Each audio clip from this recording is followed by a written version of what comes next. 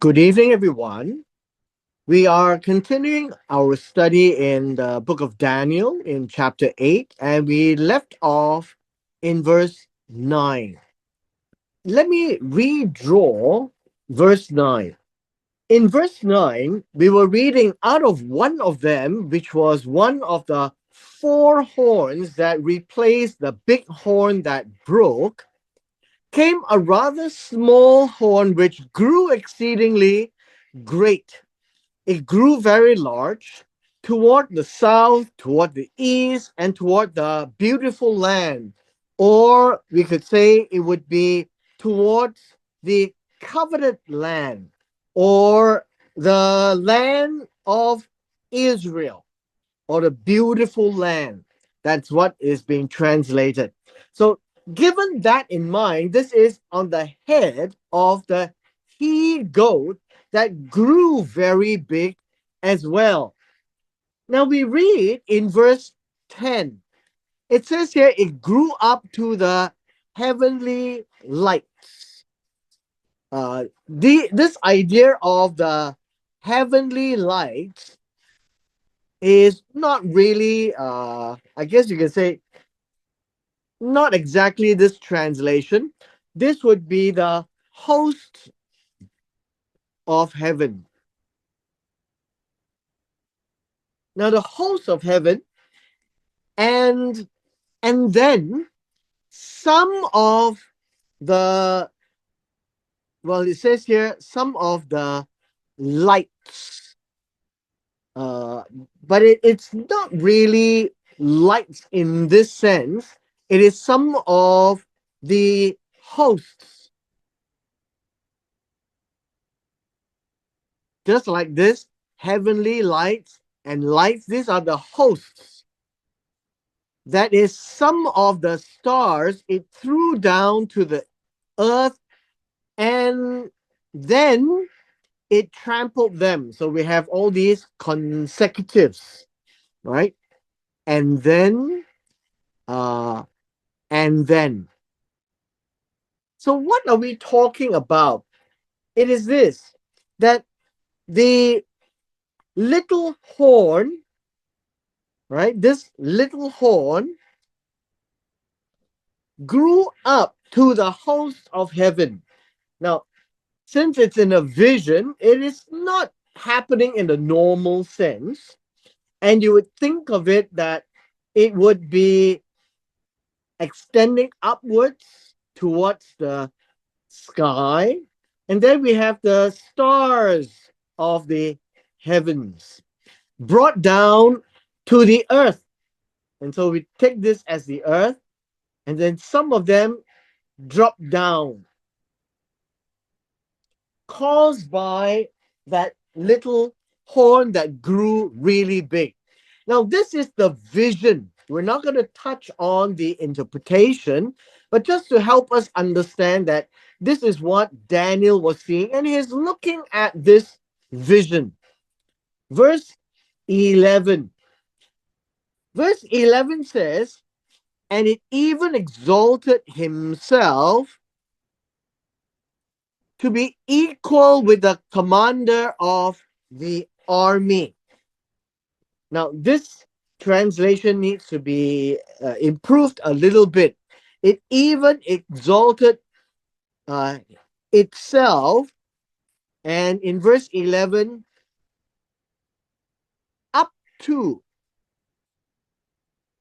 up to the commander of the army, or I guess you could say that this is the uh, master or prince of the host, not army.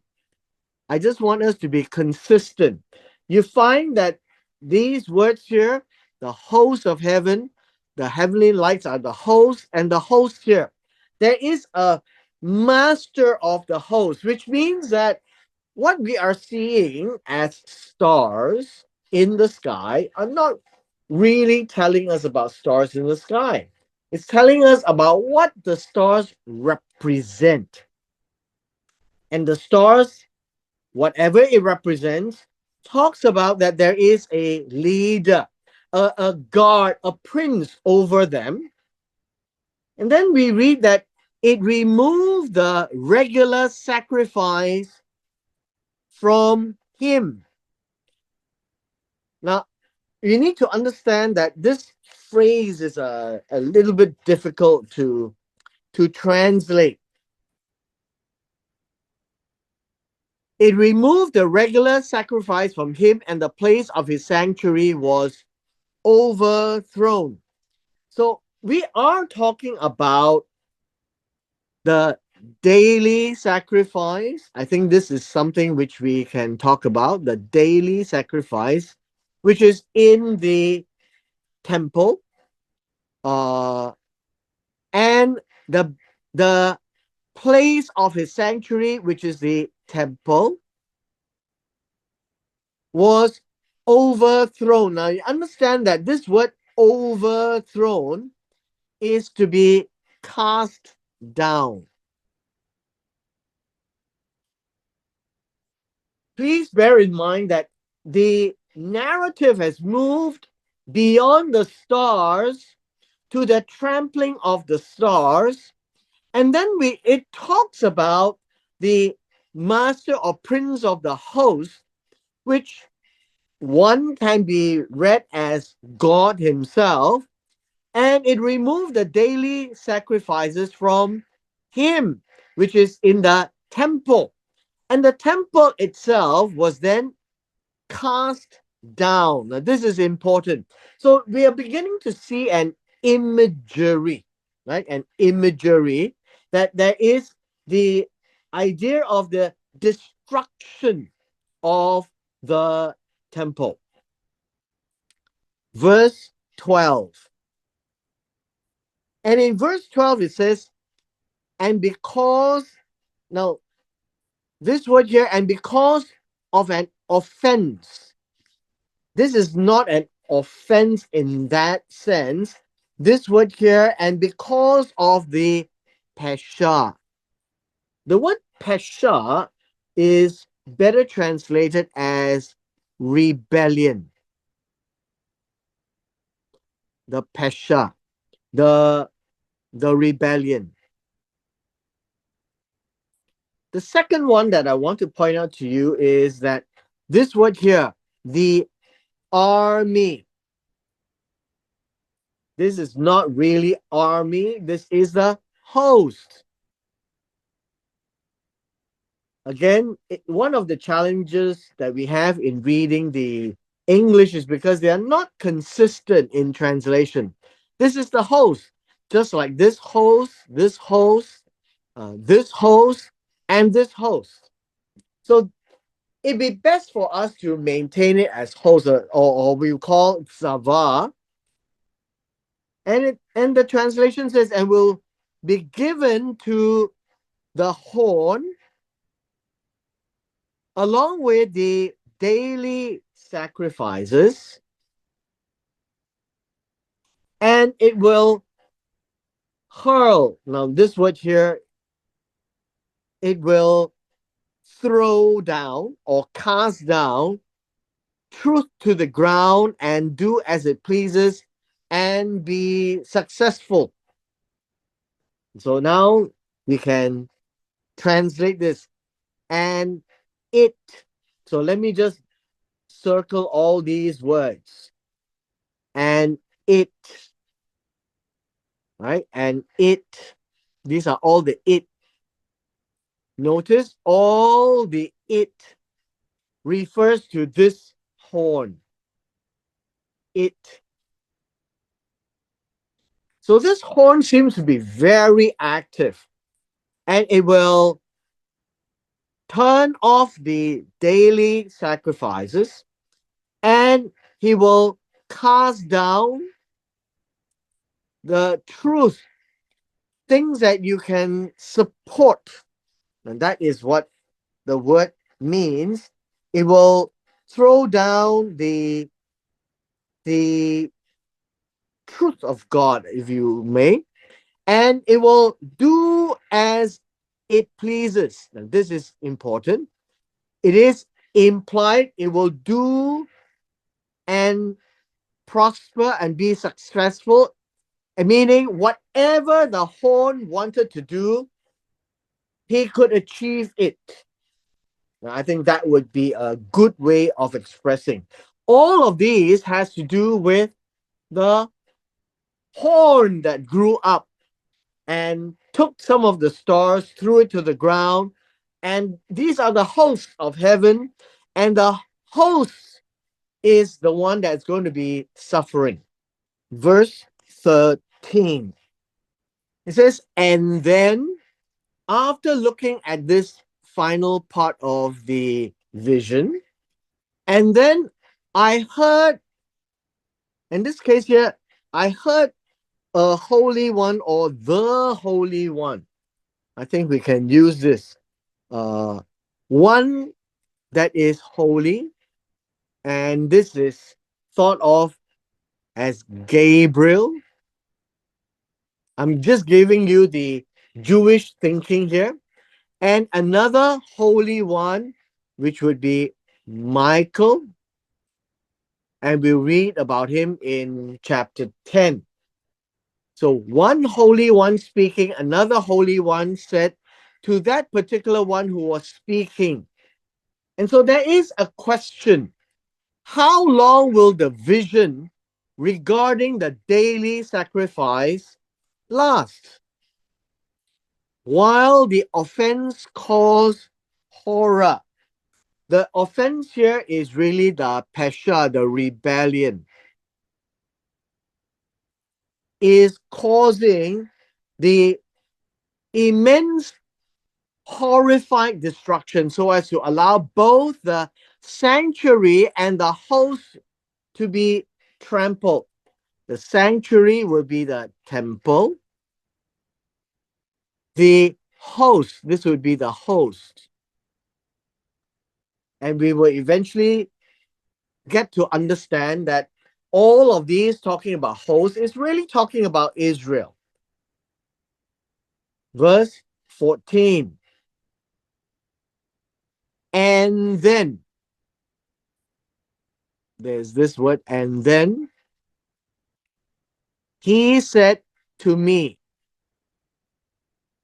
And right now, it is Daniel trying to understand all these things. He's not asking a lot of questions, as you notice, and probably he's not writing all of it down. But these are the pertinent questions that we are reading from this text. Because these things shock him about the daily sacrifice. The daily sacrifice is something that cannot stop because the temple itself is still there. If the daily sacrifice stop and the temple be destroyed, then it is unthinkable. And that's what it means. It is horrific. That's what it means. So it says, how long? How long? Now we are looking at a translation challenge. So let me just explain.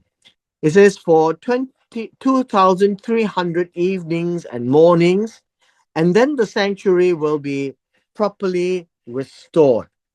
The way that it should read is so it should read this way. It's not for 2,300 evenings and mornings. It should be for Erev and Boker and 2,300. It is granted that this word Erev is translated as evening. Boker can be translated as morning, but in the way that it is phrased, that is not exactly what it means. It means for Erev, Boker, 2,300. That is how long. Notice this is how long. It's about how long. and it is Aref Boker 2300. These are all numbers. And then the sanctuary will be properly restored. Now, this word uh, restored means to be made right again. I think that would be a better way to talk about. To be made right again. So these are the phrases that would be used: made right, made holy again. We continue to read verse 15. And then, this is and then, I, Daniel, remember Daniel is speaking in the first person now, had seen the vision. Now I sought understanding. I want to know what it means. And behold, standing before me was one who looked like a man. Now, this word is not just a man. This word actually uh, means a gibor, or here is a gaver. It really means a warrior. Of course, he's a man, but he is of a warrior type, a strong man, not a weakling. I guess that's what the word is trying to say. So by saying it just like a man is not really accurate. Not really accurate. It's the kind of man that Daniel is seeing. Verse 16. And then I heard a voice of a man. And so now we talk about man here. This is really mankind, someone like Daniel, between the banks of Ulai, or you can call it uh, the the middle of Ulai. I think that we can say, not necessarily the banks, the middle, right? The middle of Ulai. That is where the streams of Ulai. That's where in his dream that he could actually see the ram with the two horns, long, tall horns. And then you saw the he goat that came to ram the horn of the ram and trample on the ram itself. That's where all these is taking place. And then after he saw this, and then he called out, that man called out and said, Gabriel, explain the vision to this. That's what it means. Who is this? So it looks like this would be Daniel.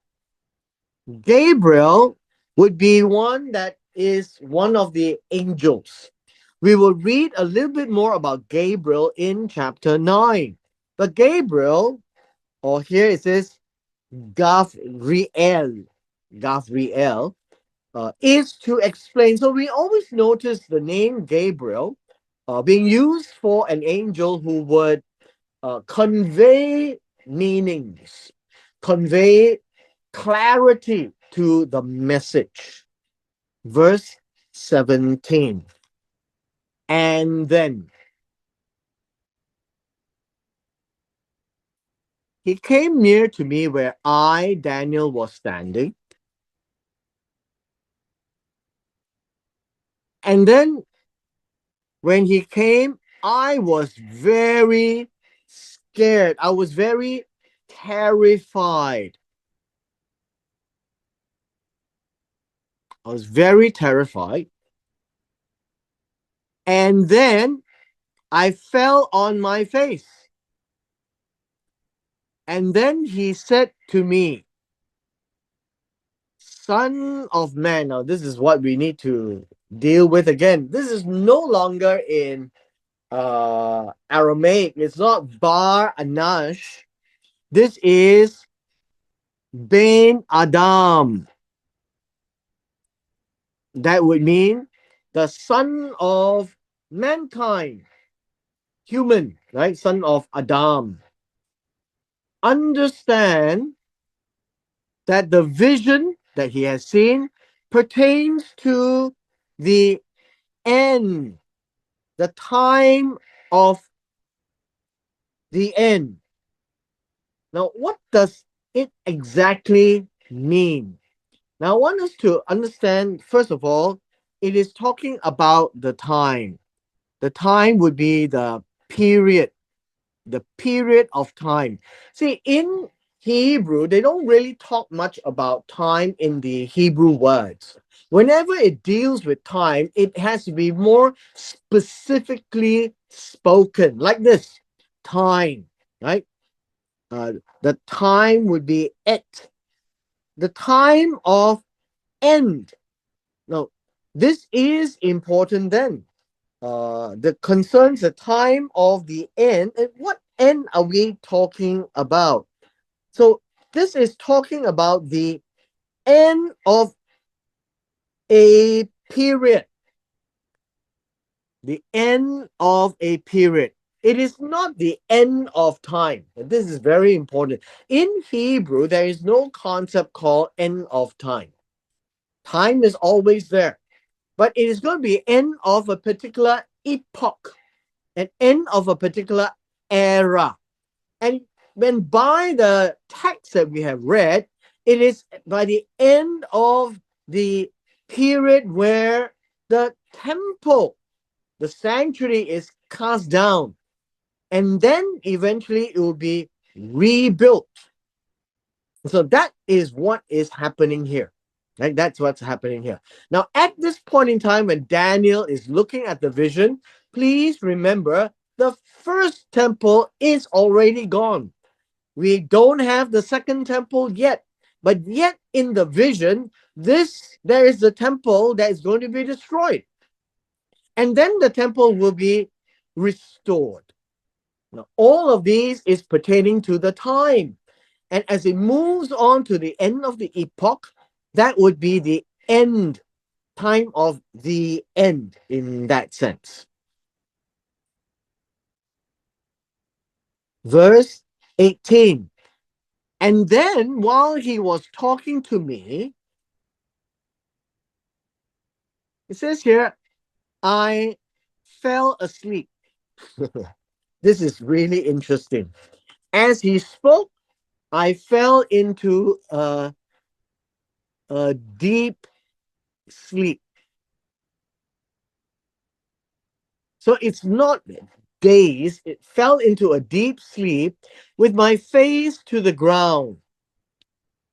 And this is, and then he touched me, and then I'm emphasizing on the and then because these are all the uh, consecutive actions. After touching, he made me stand at my place, to stand up again. Verse 19. And then, what does that mean? And then means after Daniel stood up, he said, Behold, I am going to let you know. This word inform you is to let you know. So you can see the translation is sometimes a bit more advanced, more modern. But literally, it's that I'm going to let you know of what will occur. And it says in the final period. The word here is the final period of the indignation. That is the entire phrase. And we must try to understand it this way. It means that he is trying to say what will occur in the period that is after the fury, the wrath of God. I guess you can say that. Because the word here is about indignation, about anger, is about God's great anger. Then it says, because it pertains to the appointed time of the end. Remember, the end here is not the end of time. There is a fixed time, fixed timing. And the fixed timing relates to the end here. Please bear in mind that whenever we talk about the end, we're talking about the same end. All right. Now, this is with regards to the end of the epoch, the end of the period. And so it's commonly referred to the end of time. But I just want to help us all understand this is not an abstract end of time as to the very end of existence, but it's end of this period of time that is being described. Now, in Hebrew, time is always seen in epochs, in major, large periods of time that major events will take place. So when you read the Bible, you find that there are major epochs of time before Genesis 1, and then after Genesis 1 up till the flood, and then after the flood, and then you have time with regards to the temple. You've got time with regards to the tabernacle, time with regards to the first temple, and now that the first temple is destroyed, then there will be another temple that needs to be built after Daniel, and then thereafter that temple will be destroyed, and then it will be rebuilt. So you see what I'm trying to say is that there are major milestones of really epochs of time, but the finality would be where the final temple will stand again. I suppose you could read Ezekiel chapter 40 onwards. Now, we are going to refer back to what we have covered yesterday. In chapter 8, verse 20, the explanation is now given to Daniel. And you find that he begins this: the ram which you saw with the two horns represents the kings of Madai and Paras. The Hebrew word for Media is Madai. The Hebrew word here is Paras. Now, obviously, today it is in the land of Iran, but if those of you who are more knowledgeable about people in that land, the people from the original world do not like to be called Iranians, but they prefer to be called Persians because they are proud of the antiquity of their culture and their nation. And so this is that Persia that those people who are called Persians are referring to, and is here in the book of Daniel. Madai and Paras, or Media and Persia, are two locations that is a little bit north of Iraq today, or what we would call the Mesopotamia area. And that would be the northern part of the Babylonian kingdom. So Iraq itself is what we would know as the Babylonian geography. And right above that would be Iran today, which would be Persia. A little bit northwest would be Madai. And these two join together. Now, when you read the original right here, he says a ram with two horns standing in front of the canal. The two horns were tall, but one was taller than the other, and the taller one coming up last. So we would see that the two horns represent Media and Persia. The second horn that was longer would be Persia. And so we would read it as Persia. This would be Persia. The first horn, which is shorter, would be Media, Madai. And the Persian side will take lead in the roles of that kingdom. Now, we see that we are also reading a little bit that this ram went westward, northward, southward. And so Cyrus, the king, had actually went round conquering, and no beast could stand him. And so they would succumb to his control. And he made himself powerful. Then it says here in verse 21. Now, verse 21 says the shaggy goat. There is a new description. This is the he goat, but this is a hairy he goat. And he represents the kingdom of Yavan. Now, these are all the ancient names. Yavan. You would see this name in Genesis chapter 10. And Yavan is Greece. And the large horn between his eyes is the first king.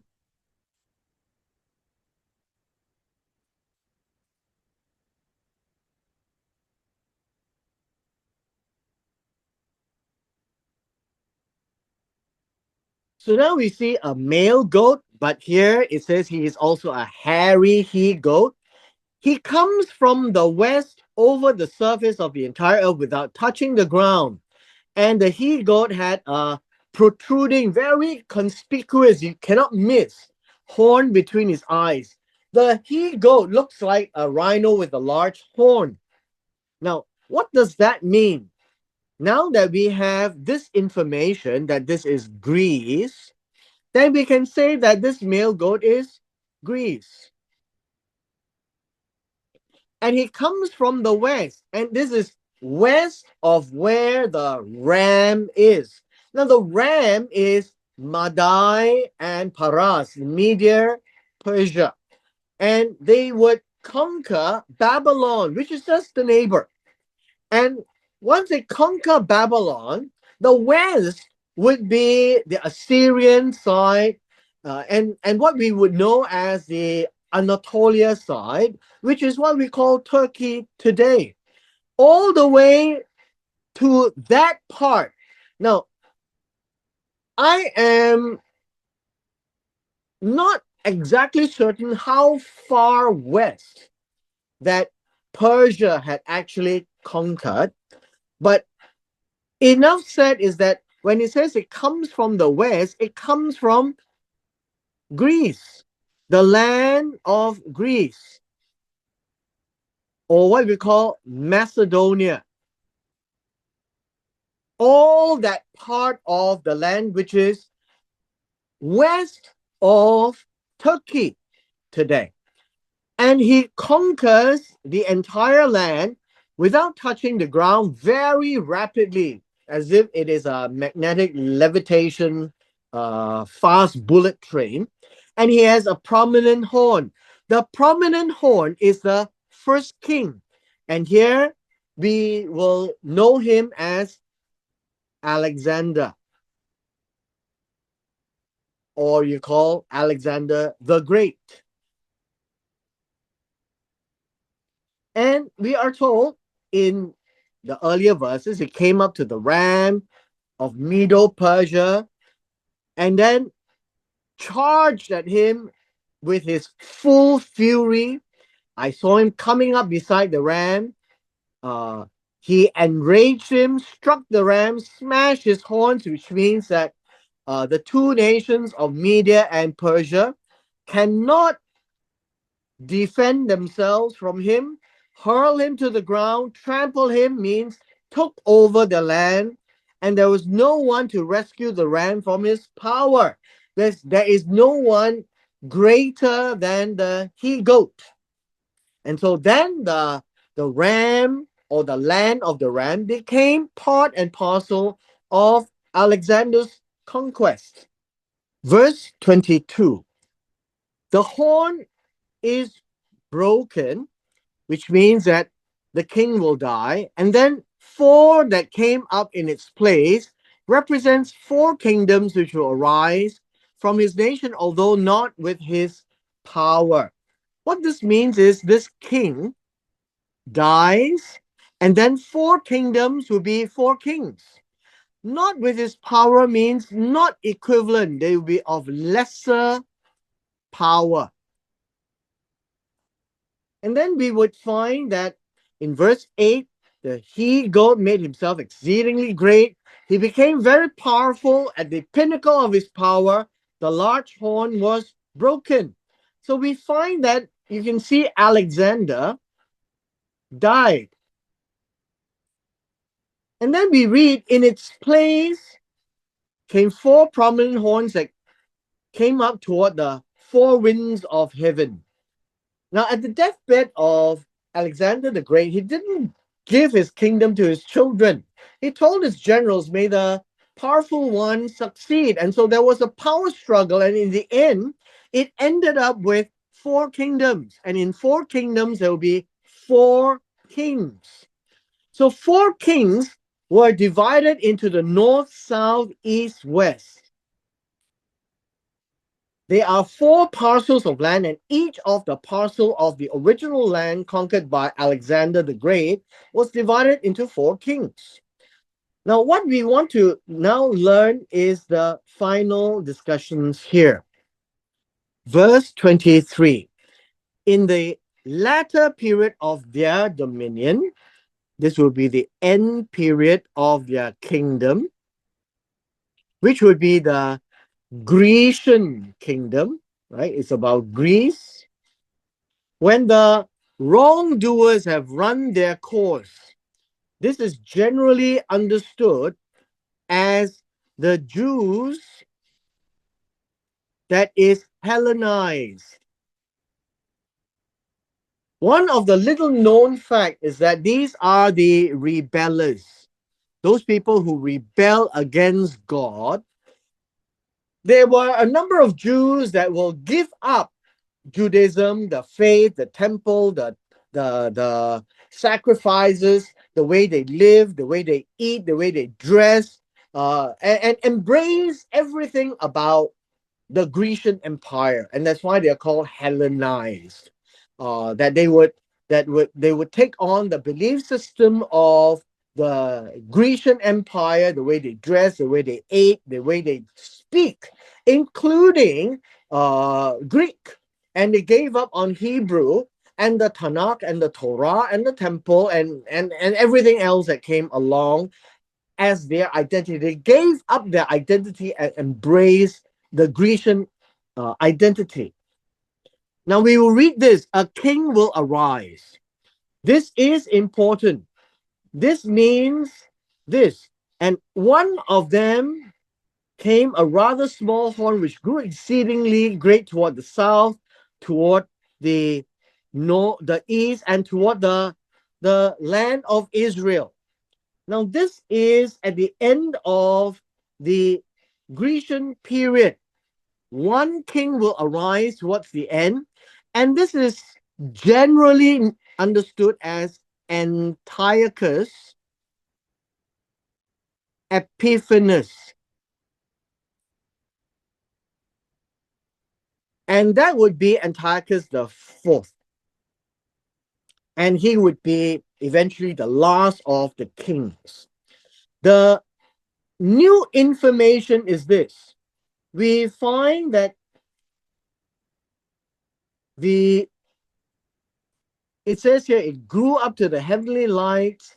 Some of them, the host, brought it to earth, trampled them, uh, and all these words that we read earlier on is regarding the Jewish nation, because here the beautiful land is Israel, and the hosts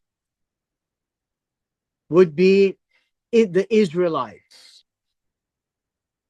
And regarding the God of the Israelites.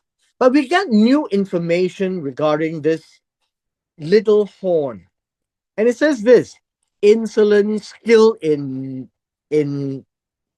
I guess intrigue. This word intrigue is uh mysterious ways of doing things, right? His power will be great, but it is not because of his own. He will destroy everything to a huge degree. He'll be very successful, and he will do as he please, and he will destroy the mighty men and the holy people, and this would be the Israelites. And these would correspond to the hosts here. And then in verse 25, through his shrewdness, his cunning, he will make deceit a success. He will be very deceitful, and he will grow proud in his own mind, so that he will decide his actions all by himself. And he will destroy many while they are at ease, well, at peace. And he will even oppose the prince of princes, the master of masters, I think would be a better word. The master of masters, and that would be God himself, Jehovah, God. And then it says here, very interestingly, but he will be broken without human agency. The word here is human hand. He was not killed. And so we learn that through the text, we can see a lot more about Antiochus Epiphanes. Now that we look back, we see in him that Antiochus Epiphanes exalted himself to God level and removed the daily sacrifices from the temple and destroyed the temple. So this is the idea of destroying the temple. Now, one of the things that we can say is this. When it says destroying the temple, it has two meanings: a literal meaning, or cast down, and the rituals, that when you stop the temple from functioning.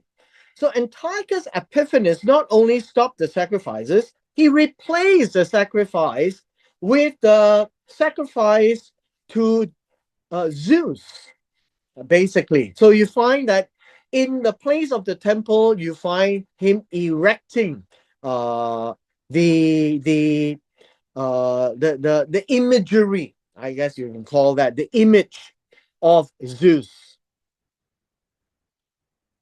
And then he will continue to fight. Now, here in verse 12, it's gone slightly different.